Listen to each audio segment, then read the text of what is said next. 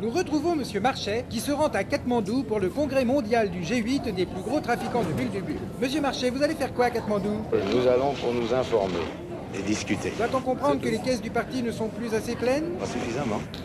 Vous n'avez pas honte? Non, non, Et vous en avez sur vous, là? non. Le marché du Muldubul est très saturé. Est-ce que son prix va baisser? On ne sait pas. Vos ennemis politiques prétendent que le Muldubul que vous mettez sur le marché provient de Tchernobyl et peut rendre aveugle et attaquer irrémédiablement la peau du visage. Par contre, à Moscou, on prétend qu'il est excellent pour la santé.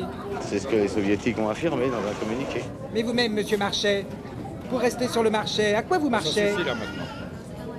Cette nouvelle façon d'alimenter les caisses des partis politiques, c'est tout de même très tendance, non? Il n'y a pas de tendance chez nous. Vous fournissez tout le showbiz, un évêque, 4 chefs d'entreprise. 2 membres du bureau politique et 2 secrétaires. Et un membre du comité central. Et vous, qui vous fournit?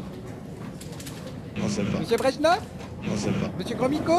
On ne sait pas. Mais on ne peut pas vous dire autre chose que ce qu'on a dit. On ne peut pas vous dire autre chose. Attendez grand vienne. Monsieur, pouvez-vous me dire ce que vous pensez du voyage de Monsieur Marchais à Katmandou? Bah écoutez, pour l'instant, on ne peut rien dire. On ne sait pas ce que ça va donner. La tenue du 5e congrès des plus gros trafiquants de Muldubul de la planète repose la même question. Faut-il vraiment laisser faire? Et d'abord, que savons-nous à ce sujet?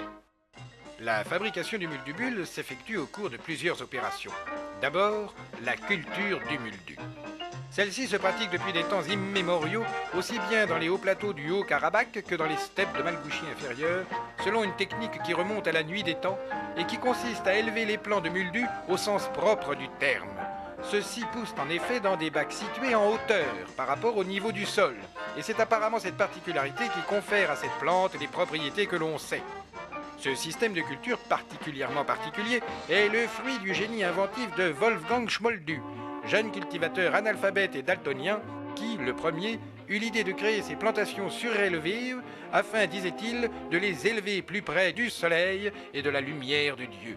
Et depuis, cette tradition perdure par-delà les frontières. Une fois récoltés, les feuilles et les fruits de muldu sont cuits, malaxés, mélangés et réduits en pâtes qui peuvent revêtir plusieurs aspects selon les modes d'ingestion choisis par les consommateurs.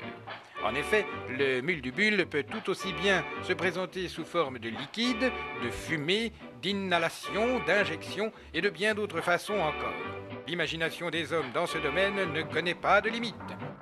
Les effets de l'absorption du muldubul sont divers et varient selon la constitution physique et mentale de l'utilisateur, qui peut être rendu complètement euphorique, suractif, voire fébrile, ou au contraire apathique, catatonique, épileptique ou catholique. Quoi qu'il en soit, les surdoses de muldubul peuvent provoquer des effets dévastateurs aux conséquences irréversibles.